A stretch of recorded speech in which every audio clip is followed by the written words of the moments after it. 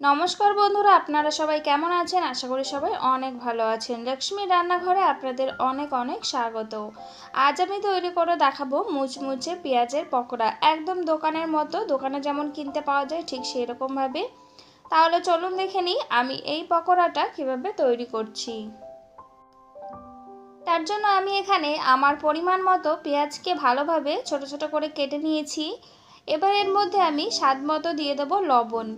আপনাদের যে পরিমাণ পেঁয়াজ সেই পরিমাণ হিসাবে কিন্তু এখানে লবণের ব্যবহারটা করবেন।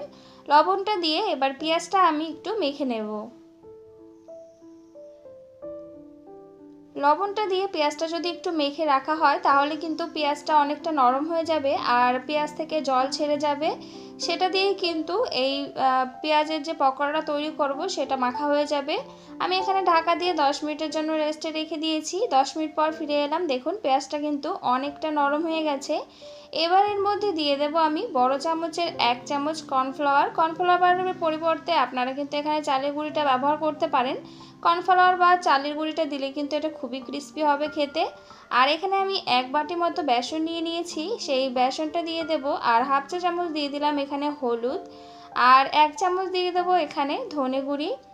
আর ঝালের জন্য এখানে 1 চামচ দিয়ে দেবো লাল লঙ্কার গুঁড়ি। ঝালটা অবশ্যই আপনারা আপনাদের পছন্দ মতোই ব্যবহার করবেন।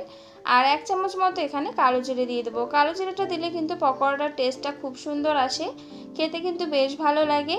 এবার আমি সবকটা উপকরণ ভালোভাবে এখানে মেখে নেব।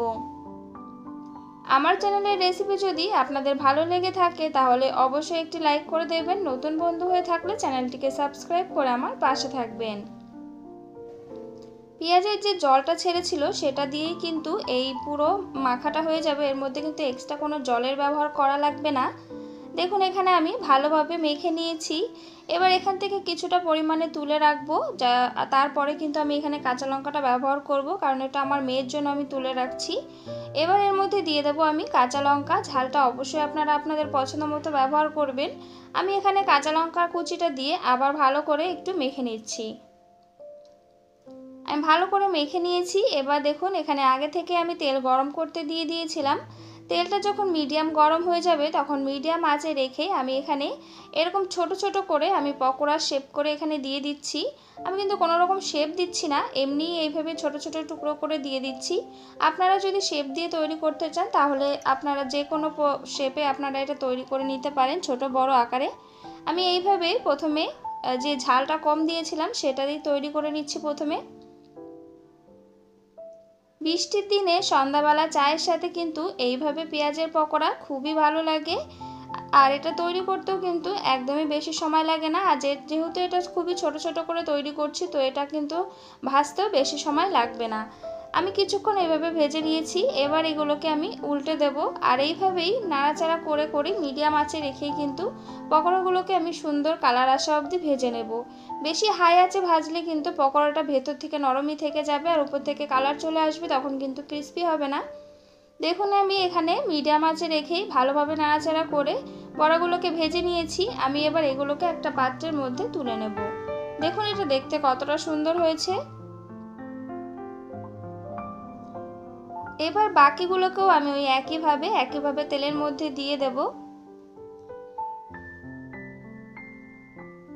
যদি চটপট কিছু মুখরোচক খেতে ইচ্ছে করে তখন কিন্তু আপনারা পেঁয়াজে দিয়ে এইভাবে পকোড়া তৈরি করে খেতে পারেন।